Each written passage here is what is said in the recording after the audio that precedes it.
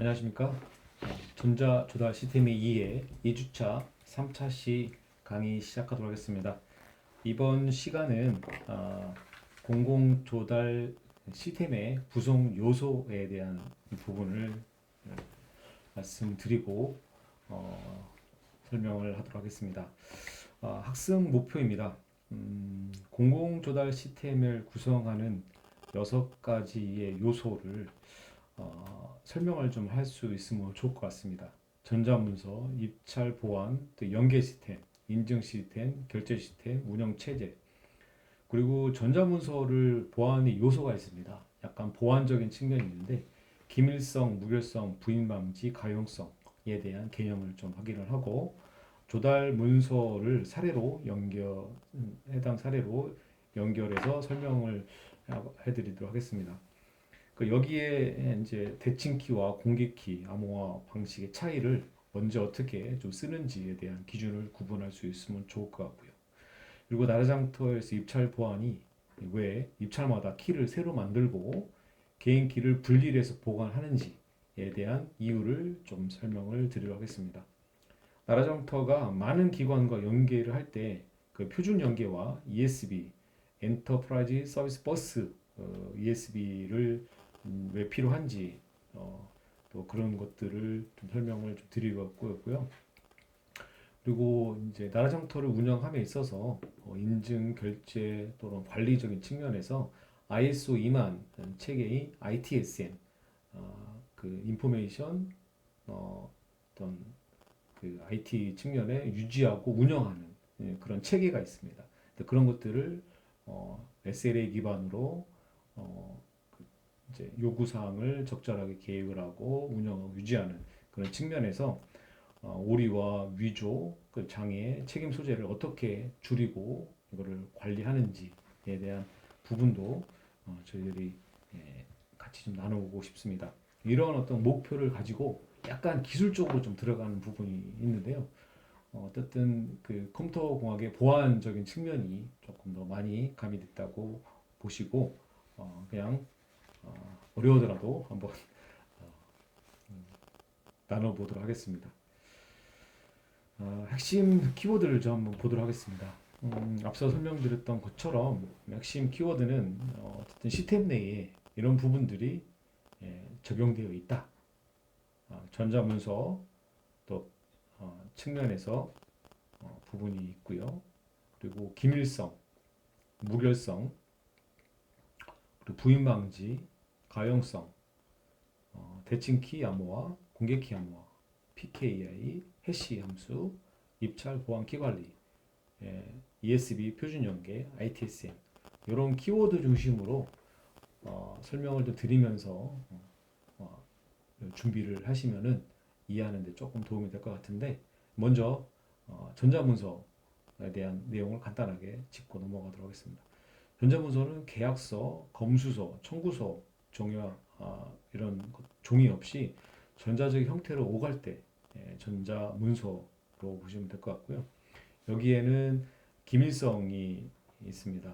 기밀성은 입찰서 내용이 마감 전에 외부에 새지 않고 보호가 필요할 때 이거를 기밀하게 정보 보안의 핵심 4대 원칙이 있는데 기밀성, 무결성, 부인 방지, 가용성 측면입니다.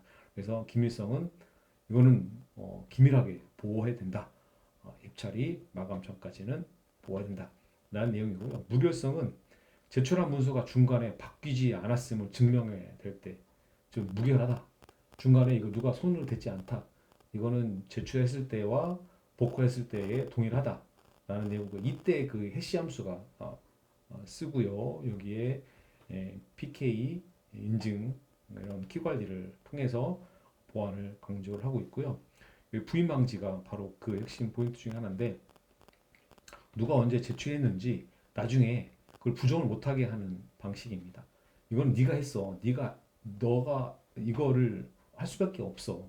그러려면은 그 본인이 갖고 있는 그 개인 키를 가지고 서명을 해서 그와 관련된 공개 키를 가지고 복사했을 때 이건 네가 했다라고 얘기하는 방법이 부인 방지라고 합니다.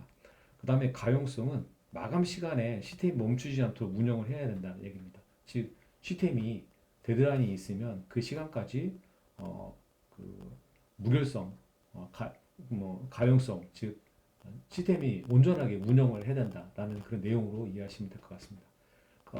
그 가용성 측면은 보통 고가용성이라고 해서 뭐 FTS, HA, 예, High Availability 또는 Fault Tolerant 뭐 시스템에서 무중단으로 서비스를 제공하는 측면에서 요새 뭐 클라우드 기반의 서비스가 많이 각광을 받고 있는 그런 추세이고요.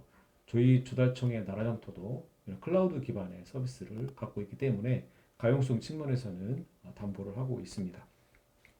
자, 그런 측면이 있고요.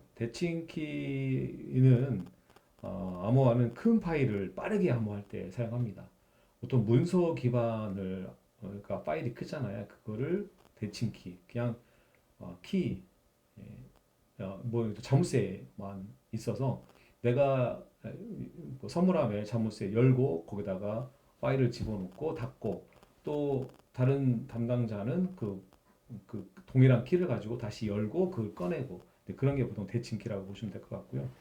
그리고 공개키 암호화는 전자서명 인증서, 그 TLS 같은 신뢰 기반이 필요할 때요 그 공개키 기반으로 사용을 합니다. 이때 사용하는 게 PK, 공개키 기반으로 인증서와 서명을 신뢰할 때 하는 PK 방식이고요.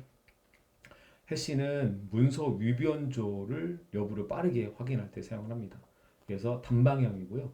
압축, 그 효율성이 그리고 갖고 있습니다. 그런 특징이 갖고 있고요. 어쨌든 해시 함수가 뭐 MD5부터 SH256 뭐 등 뭐 이런 어떤 그 바이트 숫자가 크게 해서 할 수 있고요. 고정된 자리 숫자를 추출하는 그런 내용입니다. 뭐 요새는 문자를 집어넣고 객체를 집어넣어도 그 함수를 통해서 나오면 고유의 어떤 고정 자리 값이 발생을 합니다. 자, 그런 내용이고요. 여기 입찰 보안 키 관리는 입찰마다 키를 받고 유출 피해를 최소화할 때 하는 그 관리 기법이고요. ESB 표준 연계는 기관과 금융, 보증, 인증이 한 흐름으로 이어질 때 해당이 됩니다. 그리고 ITSM은 IS 2만 기반으로 장애 변경 배포를 절차를 관리를 그 서비스 품질을 유지할 때 하는 그런 보통 소프트웨어 기반의 어떤 서비스라고 보시면 될 것 같습니다. 이런 내용이 저희 나라장터를 통해서 운영하고 관리할 때 이렇게 이런 키워드를 가지고 돌아간다라는 측면으로 각 장표를 점검할 때 여러분들 이해를 해주시면 좋을 것 같고요. 마지막 장에 이 내용이 슬라이드가 있으니 그때 참조해 주시면 좋을 것 같습니다. 자, 방금 말씀드렸던 부분이 문서 보안, 보안적인 요소의 핵심 4요소가 있거든요. 보통 그 3요소는 기무가라고 합니다. 그리고 4요소 하면 기무가부 해서 그 두로 이렇게 많이 외우고 그랬는데요. 여기에서는 기밀성, confidentiality라고 하는 기밀성 측면이 있는데 인가된 사용자만 접근을 하도록 하는 보호하는 방법입니다. 여기는 암호화 기술도 있겠죠.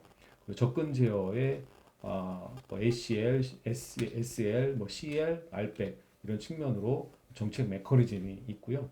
뭐 여기에서는 뭐 RBAC만 있는 게 아니라 뭐 ABAC 속성값 기준으로 하고도 있고 맥에 대한 어떤 백, RBAC, ABC, 뭐 C백도 있다고 하는데 어쨌든 이 접근 제어 메커니즘 측면에서 고려해야 될 부분이고요. 정책과 메커니즘이 여기에 접근 제어에 포함되어 있다고 보시면 될 것 같습니다. 자, 다음으로는 그 무결성입니다. 데이터가 위변조되지 않았음을 보장한다라는 내용이고요. 아까 키워드에 설명했던 그 해시 함수 SH256, MD5 같은 해시 함수를 통해서 단방향으로 이만한 뭐 문서가 해시 함수를 통해서 하면은 딱 고정 자리만 딱 나옵니다. 그래서 그렇지만은 이 고정 자리를 가지고 이걸 통해서 이 문장을 나올 수는 없고요. 압축을 하고 효율성 측면에서 단방향으로 하기 때문에 여기에 어떤 자리 숫자가 좀만 틀려도 즉 여기에 어떤 값만 살짝 뭐 스크래치가 나도 이 해시 함수에 대한 값이 틀려집니다. 그런 원리를 통해서 데이터가 유변되지 않았음을 보장하는 그런 방식이 해시 함수나 전자 서명 값을 통해 가지고 그 증명하는 내용으로 보시면 될 것 같고요. 가용성은 POC 데이터 접근을 충분하게 서비스할 수 있게끔 하는 부분인데 전자문서 관리 시스템 또는 데이터 백업 그리고 장애 복구 데이터 디제스터 리커버리 DR 센터 그 레이드 1, 2, 3, 4, 뭐 5, 6까지 있는데 어쨌든 이 페리티와 뭐 그런 뭐 어떤 기반의 어떤 측면으로 그 값을 가지고 복구하는 그런 백업 그 데이터베이스의 저장을 이중화하는 그런 측면이고요.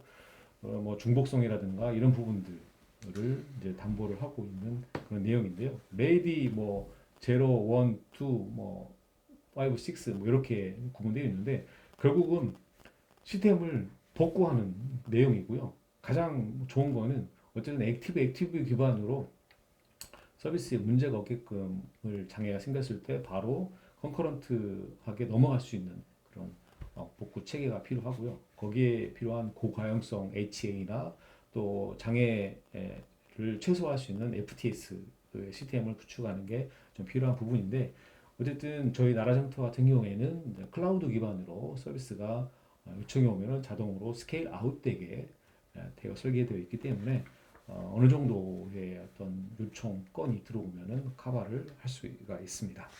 그런 측면이 있고요. 마지막으로 부인 방지는 내가 이거를 했다.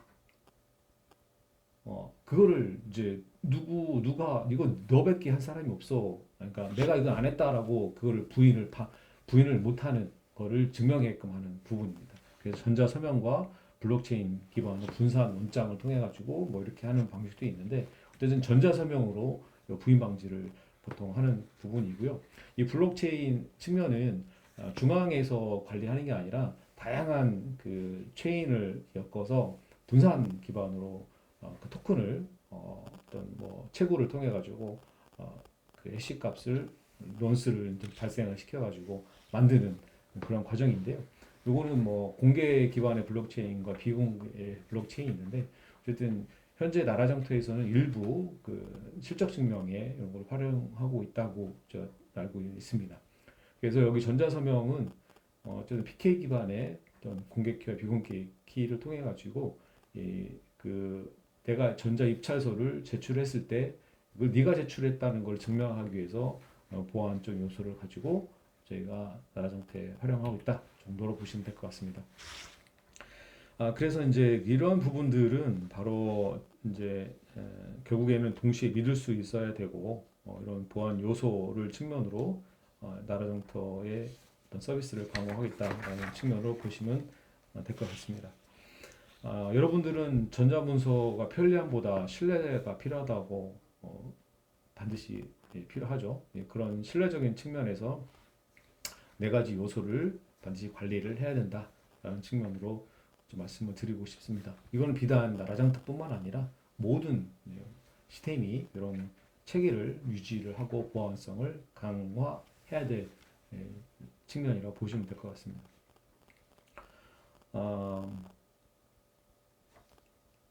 그래서 이제 대칭 키와 공개 키 기반의 어떤 거를 쓸지에 대한 거를 좀 고민을 할 필요가 있어서 비교표로 정리했는데요. 이게 기밀성 부분이 아까 허가 받은 사람만 보게 한다. 즉 키를 갖고 있는 사람만 이거를 개찰을 할 수 있다. 그렇게 이해를 하시고 들어가시면 좋을 것 같은데 대칭 키는 키가 똑같습니다.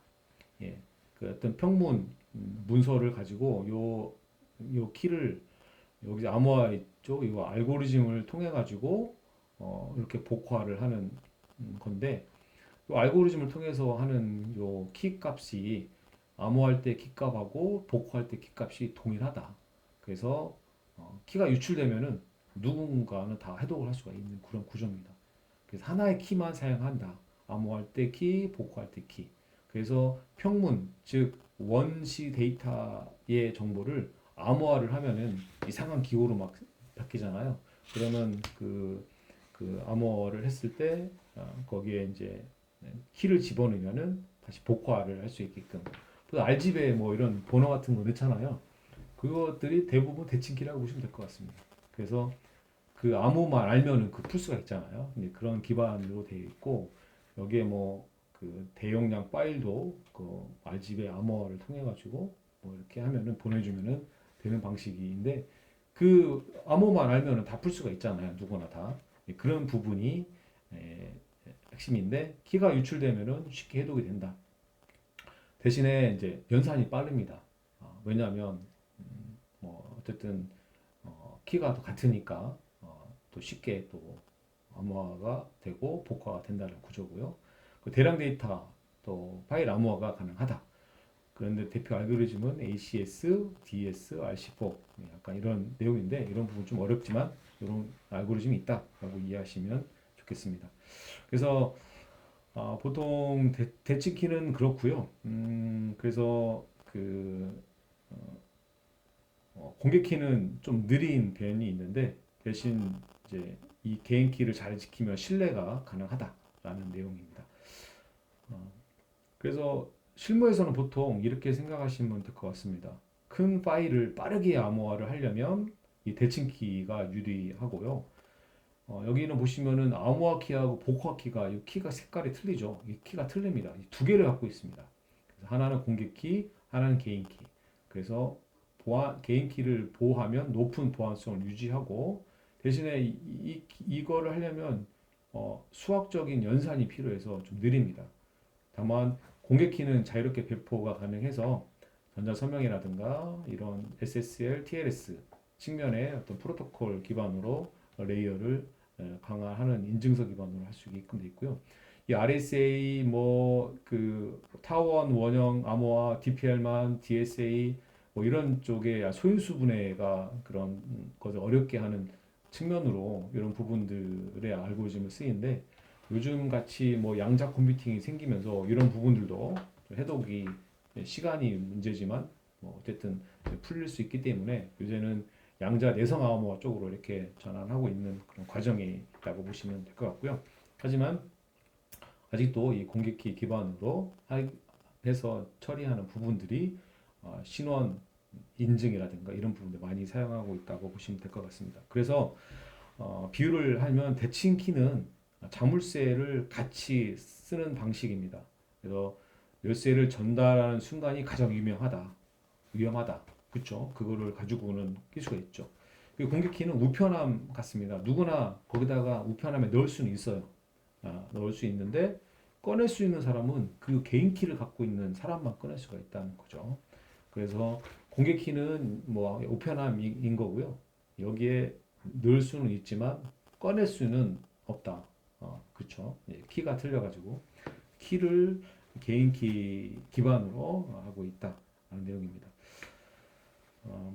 그래서 PK와 뭐 전자 서명이나 암호화만으로는 부족한 거기 때문에 암호화는 기밀성을 보장하지만 무결성 또는 부인 방지는 보장하지 못한 내용입니다. 반대로 전자 서명은 무결성과 부인 방지를 보장하지만 기밀성은 보장 못한다고 합니다. 그래서 실무에 따라서는 이 부분을 같이 사용하는데 다음 슬라이드에서 그 부분을 조금 설명을 드리겠습니다. 아, 송신자와 수신자가 있습니다. PK 기반의 암호화, 전자 문서입니다. 그래서 수신자의 공개키를 이제 송신자가 공개키니까 갖고 와서 그 원시 문서를 가지고 그 공개키는 수신자의 공개키니까 개방이 돼 있는 거죠. 우편함을 있는 내용을 가지고 이거를 암호화를 합니다. 그러니까 이제 공개키로 암호화를 하면은 어쨌든 암호 부분이 생기죠. 그거를 전송을 시킵니다. 그런 다음에 수신자의 개인키, 그러니까 요 키와 요 키가 쌍으로 이제 있는 거죠. 여기 보시면은 요게 수신자의 공개키, 요게 수신자의 개인키라고 보시면 될 것 같습니다. 그래서 수신자의 공개키를 가지고서 송신자가 공개된 키를 가지고 이거를 암호화를 시켜서 이거를 암호문을 전동을 시킵니다. 그런 다음에 이 파일을 암호화된 이 파일이 원문을 가지고 암호화를 했기 때문에 이 수신자가 이 상대적인 키를 갖고 있는 요 개인 키를 가지고 이걸 복화를 하면은 이게 풀립니다. 그렇죠? 이런 방식인데 어찌됐든 이 원문을 가지고 암호화한다는 측면에서는 아, 문서 전체를 암호해서 했기 때문에 기밀성을 보장을 하지만 암호화는 이제 기밀성 보장하지만 무결성과 부인 방지 기능은 보장하지 못합니다. 즉, 이, 이, 이, 이, 이거 암호화를 이제 뭐 송신자가 보냈어? 라고 하는 측면에서는 좀 확실하게 보장을 못한다는 내용이고요. 이게 깨진 파일일 수도 있고 뭐 이런 측면에서 확실하게 보장을 못한다는 측면이 있습니다. 그래서 나온 게 전자서명입니다. 마찬가지로 해당되는 문서를 가지고 해시값을 만듭니다. 해시값은 단방향인 거죠. 그러면 압축된 파일로 이렇게 생성이 됩니다. 어, 그래서 해시값을 가지고 다시 이 송신자의 자기의 개인 키 이거는 부인 방지가 가능하겠죠. 왜냐하면 지금 이거는 송신자의 개인 키입니다. 그러니까 이제 이 사람의 자기가 이거를 암호화를 했다.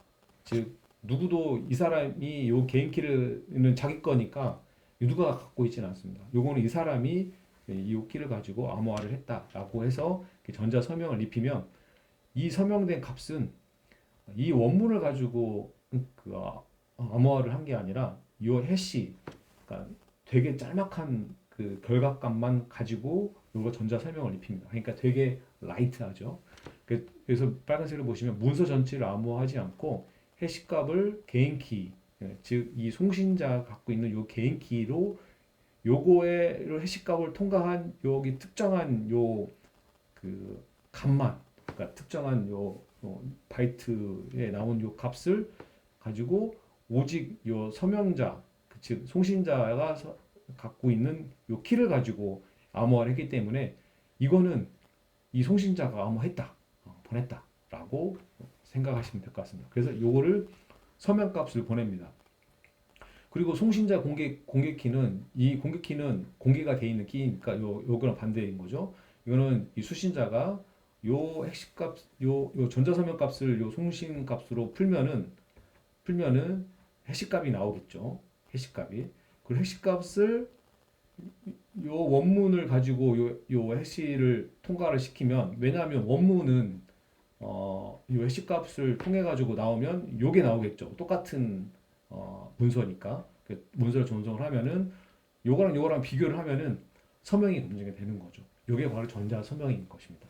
정리를 해보면 전자 서명은 무결성과 부인 방지를 보장하나 기밀성은 보장하지 않아. 왜냐하면 기밀성은 문서를 전체를 암호하지 않았기 때문에 그래서 그 예, 기밀성은 좀 보장하지 않는다라는 내용입니다. 그렇지만은 빠르게 이제 해시 값을 통해서 나온 이 서명 값으로 하기 때문에 이 부인 방지를 할 수가 있는 거죠. 그래서 그 돈을 지급을 하거나 이런 부분들에 많이 사용하고 있습니다. 그래서 이렇게 패키징을 해서 전송을 시키면 문서를 통해서 해시값을 통한 요 해시값하고 이 사람이 요 해시값을 개인 키로 암호화한 전자서명 값을 해서 이 사람이 갖고 있던 공개키를 가지고 이를 복화를 하면은 이 해시값하고 이 해시값이 동일하죠. 그러면은 이 문서는 네가 보낸 거야라고 부인을 못하게끔 그 사람이 보낸 거야라고 할 수가 있는 거죠. 그렇게 이해하시면 될 것 같습니다. 그래서 해시 값이 뭐냐 여기 보시면은 이 SH1이 있는데 뭐 MD5나 뭐 SH256, 512 이런 다양하게 있는데 어쨌든 더 커질수록 더 어렵고 하고 있지만 그 해당되는 문서가 있습니다. 여기 해시값을 통과시키면은 이렇게 어떤 특정한 자리 숫자만 나옵니다. 그런데 이 박스가 들어있는 여기 전반적인 요 문장을 가지고 해시값을 통과를 시키면 요 해시값하고 다른 해시값이 나옵니다. 왜냐하면 이 원문이 틀려있기 때문에 이게 틀리죠. 그래서 이 두 가지를 비교를 해서 틀리면 이 두 가지는 틀리다. 여기서 보시면 원문을 일정 길이 압축 코드로 바꿔준다. 딱 정해져. 둘, 넷, 여섯, 여덟. 8자리로 바꿔줍니다. 근데 이 팍스는 네 자리잖아요. 세 자리잖아요. 그래도 얘는 고정 길이로 바꿔주고요. 얘는 더 기름에도 불구하고 8자를 바꿔줍니다. 이게 뭐 100자가 넘어도 8자를 바꿔줍니다. 이런 것이 해시 함수고요. 다만 이 역으로는 못 갑니다. 이 역으로 단방향입니다. 단방향 함수이기 때문에 원문을 유추하지 못한다는 그런 보안성 측면이 있기 때문에 그 유변주에 이거를 많이 사용하고 있습니다.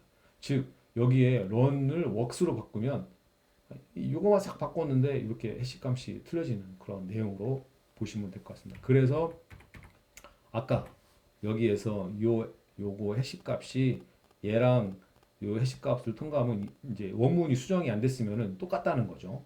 근데 그거를 이 사람이 개인 키를 통해 가지고 전자서명을 입힌 거기 때문에 이거를 풀면은 요 값이 요거랑 같으면 이건 네가 보낸 거라고 체킹을 해서 가져갈 수 있다라는 그런 내용으로 이해하시면 될 것 같습니다. 어렵죠? 예. 아, 즉, 다 틀리다. 왜냐면 업무이 틀리기 때문에. 다만 함수는 똑같지만 해시 코드의 결과값은 다 틀리다. 그게 이 해시 함수의 포인트입니다. 즉, 그렇죠? 원문과 다 틀리다. 근데 마찬가지로 이걸 집어넣으면 얘가 나오고 그런 거죠. 결과적으로 나라장터 전자서명 어떻게 입히냐? 이거 문서를 해시 함수로 적용을 합니다. 그래서 아까 일정한 바이트로 뭐 8자료로 생성이 되죠. 그걸 가지고 아까 그 개인키, 공인인증서 개인키로 암호화해서 보내면 전자서명이 생성이 되죠.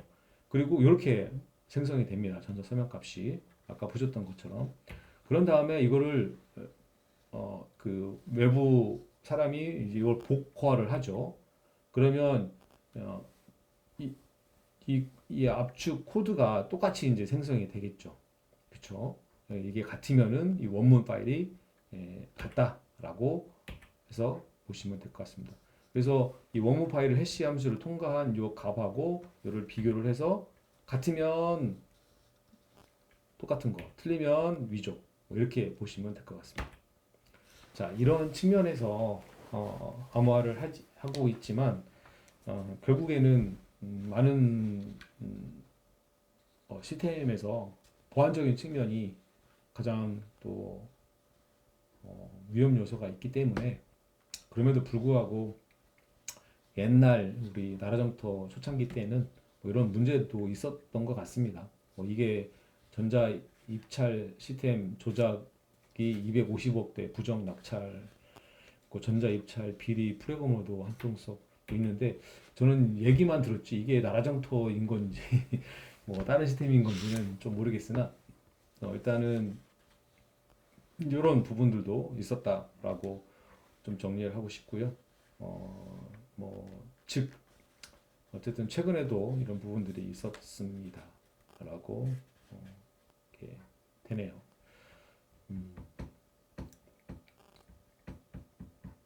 네. 보안은 지나치게 강조해도 부족함이 많이 있는 부분인 것 같습니다. 그래서 항상 준비를 하고 보안에 신경을 써야 될 것 같습니다. 그래서 이제 아까 말씀드렸던 그런 시스템으로 공고서를 운영한다, 또 입찰 키를 운영한다라고 보시면 될 것 같고요. 그런 측면에서 나라장터에서도 핵심적인 부분이 이제 있습니다. 그래서 입찰에서 가장 민감한 정보는 두 가지인데요. 누가 얼마나 썼는지 투자 정보와 예전 가격 관련된 정보 이게 세면 조작하게 되면 공정성이 무너집니다. 그래서 앞선 그 사례에서도 그런 측면에서 좀 보안이 좀 중요했던 내용이라고 이해하시면 될 것 같고요.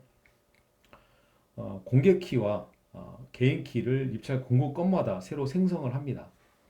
그리고 입찰 복호화를 위한 개인 키는 나라정터가 아닌 제3자 클라우드 서비스에 보장을 합니다.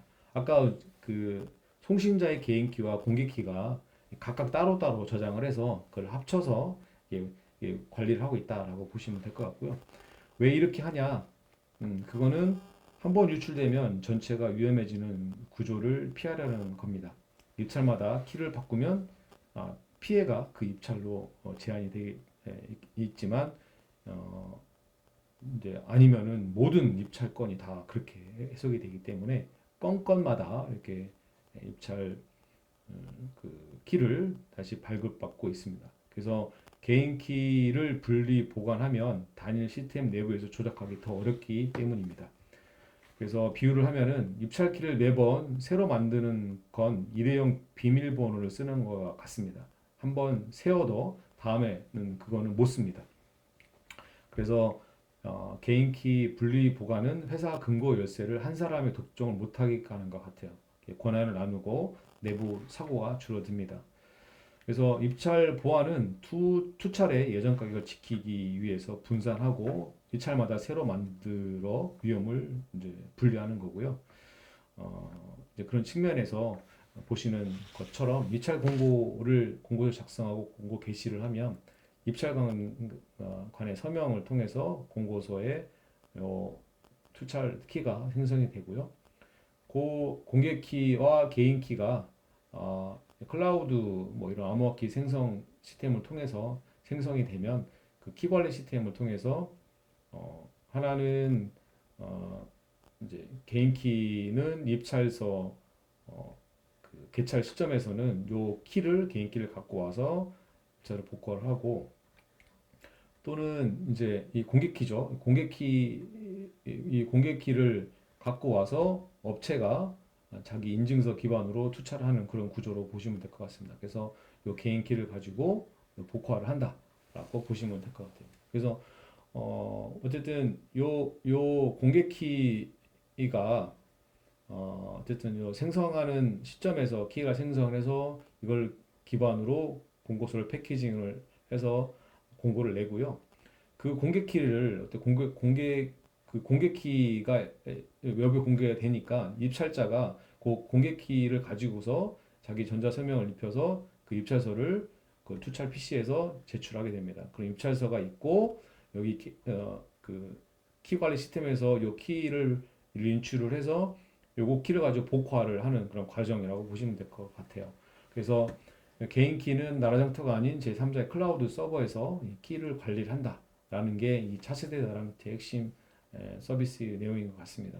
예전에는 키를 개인 키를 뭐 어떤 서버 다른 쪽에다 저장해서 관리를 하고 있어서 그렇게 해서 이제 어, 복화를 했던 것 같은데요. 차세대 나라정투는 뭐 클라우드 서비스의 어떤 키 생성 시스템을 통해 가지고 발급을 하는 메커니즘으로 설계가 된 것 같습니다.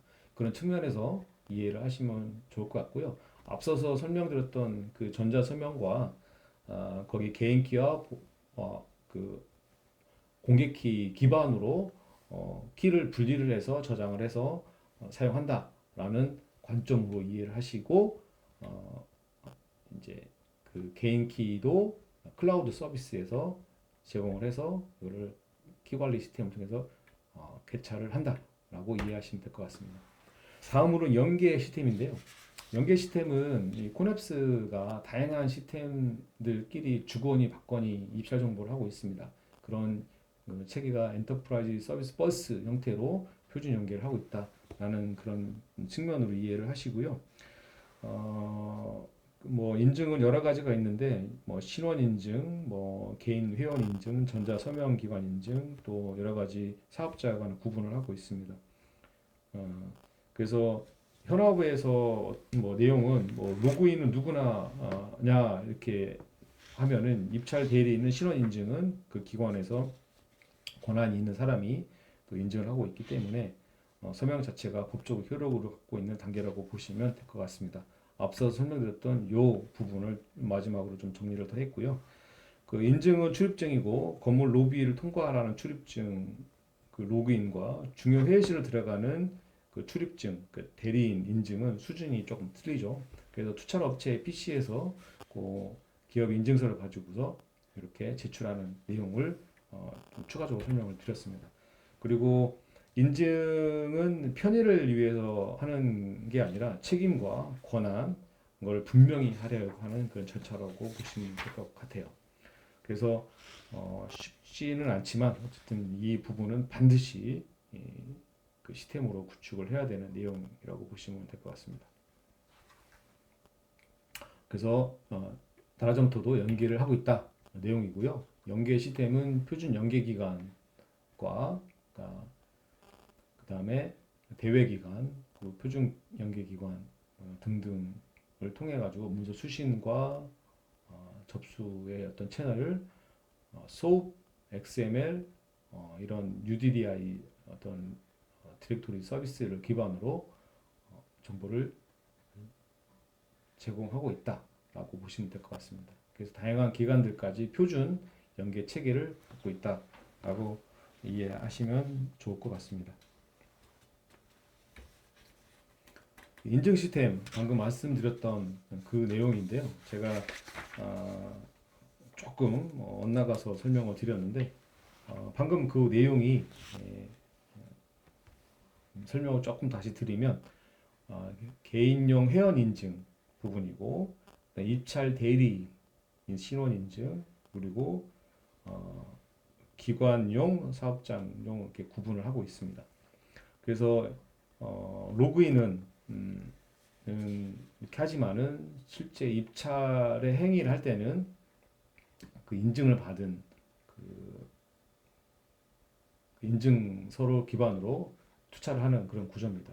그래서 인증 주체가 개인용과 기관용 사업자를 구분을 해서 진행하고 있고요. 일반적으로는 뭐 14개 인증 사업자를 제공하는 간편 인증 또는 GPK, EPK, 행정인 서명 인증서를 하고 있고요. 또 아이디와 비밀번호로 또 로그인을 할 수가 있지만 다만 입찰 참가라든가 뭐 이런 부분들에서는 입찰 대리인 신원 확인을 해서 전자서명의 어떤 그 인증을 기반으로 업무 처리를 할 수 있다라는 내용입니다. 그래서 핵심적인 요소는 앞서서 말씀드렸던 전자서명이 필요하다라는 내용입니다. 그렇죠? 다음으로는 이제 전자결제 시스템인데요. 전자결제 시스템은 각 단계별로 의사결정 절차가 필요합니다. 이걸 누가 결제를 했고 어떤 의사 판단했는지 조달 요청서부터 공고, 계약, 이행까지 이런 과정을 거치게끔 되어 있습니다. 뭐 어쨌든 그런 부분들이 핵심적으로 고려해야 될 사항인 것 같고요. 인증은 그런 내용으로 고민을 하시면 될 것 같고요. 결제 시스템은 조달 업무는 단계별마다 의사결정이 필요합니다.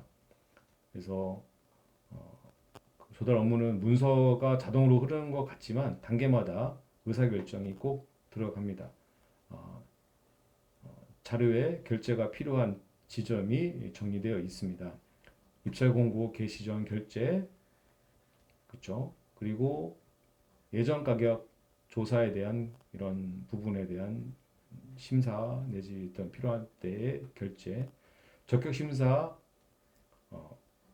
대한 결제, 계약서 초안 만들 때에 또 업체한테 통보할 때 그리고 변경의 응답서 할 때도 결제를 통해서 진행을 합니다. 어쨌든 책임과 권한을 정확하게 하기 위해서 시스템 베이스로 결제하는 체계도 있고요. 온 나라 연계를 통해서 결제하는 프로세스도 표준 API로 제공하고 있습니다. 마지막으로 기성 확인서, 완수 확인서 측면에서 이행하는 시점도 결제를 에 따라서 할 수가 있습니다. 즉 이게 나라 정태에서 결제 요청하는 프로세스고요. 내부 결제와 외부 결제를 통해서 담당자 기한을 통해서 해당되는 절차와 내용을 여기다 기한을 통해서 결제를 하는 그런 구조로 설계가 되어 있습니다. 즉 나라 정터에서는 결제를 내부 결제와 외부 결제로 구분을 하고 있고요. 내부 결제는 나라 정터 자체적으로 결제하는 프로세스고 외부 결제는 온 나라 결제와 표준 연계 결제 등을 통해서 처리하는 과정입니다. 비유를 하자면 결제는 회사의 결제 라인입니다. 업무는 빨라도 결제가 없으면 나중에 책임이 뭐 이상하게 되죠. 그런 측면에서 필요한 부분이라고 해석하면 될 것 같고요. 결국은 결정은 공식적으로 기록을 남겨서 분쟁과 감사를 대비하는 장치입니다. 다음으로는 이제 이렇게 이제 결제를 통해서 진행을 한다는 측면으로 이해하시면 될 것 같고요. 다음으로는 운영 체제입니다. 이제 거의 끝에 서비스인데요. ISO 2만에 기반해서 이 정보 시스템도 운영 관리를 하고 있다라고 이해를 하시면 될 것 같고요. 어,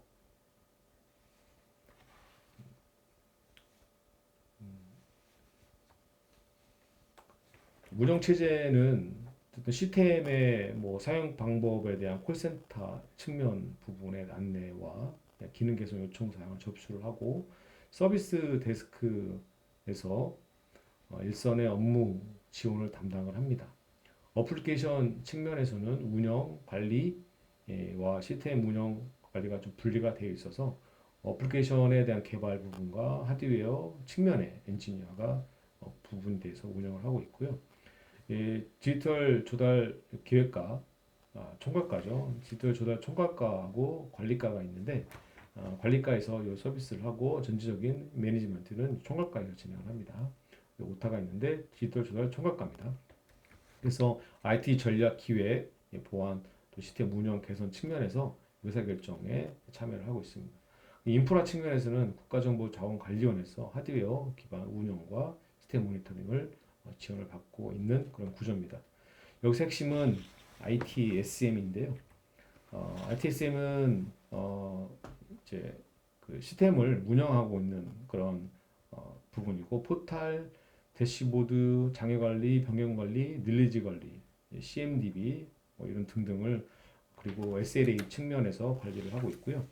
장애가 나면 사람을 불러서 고치는 수준이 아니라 장애에 대한 변경, 배포, 자산을 프로세스로 관리해서 서비스 수준을 유지하는 그런 구조 체계를 갖고 있습니다. 그래서 ITSM은 어쨌든 시스템입니다. 그래서 어떻게 기능을 개설하고 있고 프로세스 맵이 어떻게 돼 있고 그다음에 서비스의 SLA 측면에서 뭐 RTO, RPO, RCO 뭐 이런 어떤 지표 등을 관리를 하고 있습니다.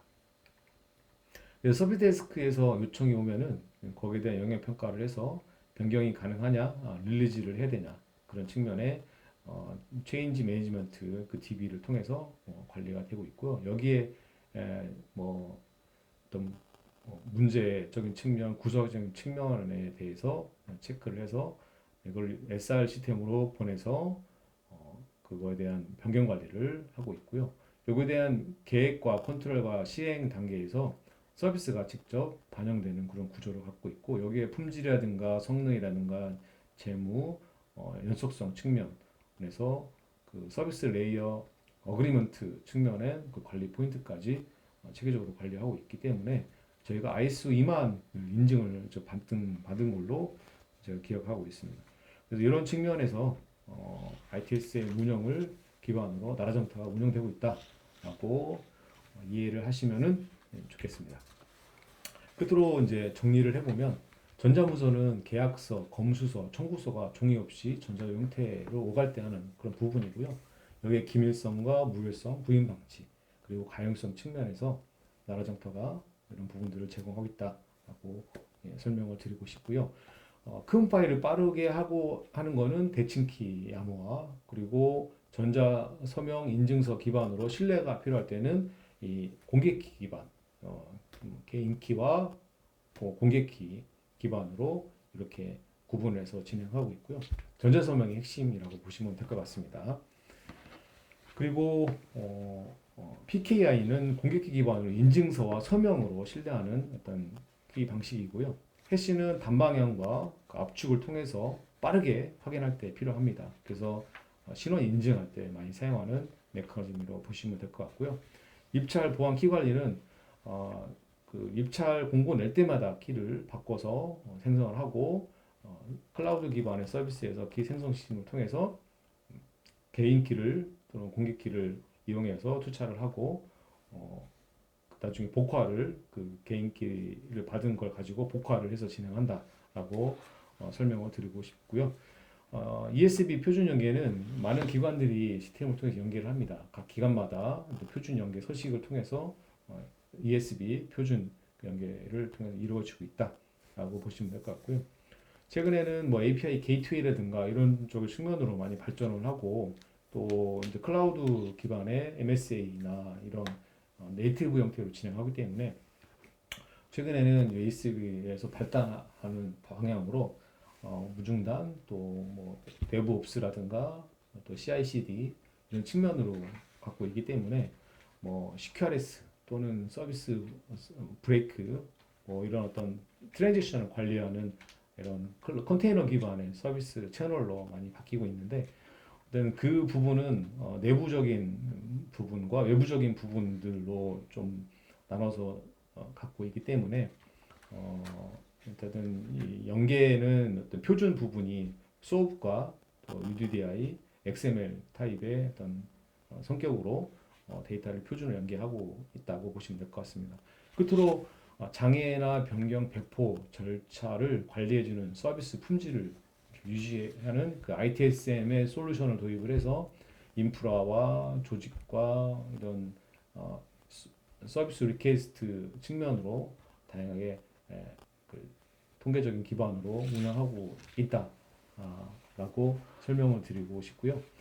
조달청의 나라장터가 서비스가 이제 클라우드 기반으로 전환을 해서 갖고 있는데 앞으로는 뭐 DR이라든가 이런 액티브 방식으로 무중단 서비스를 조금 더 강화하게끔 최근 화재로 인해서 그런 방법의 데이터 백업도 하고 있습니다. 시간이 이제 돼서 꺼졌는데요. 불이 꺼졌는데 앞으로 조금 더 좋은 강좌로 3주차 준비하도록 하겠습니다.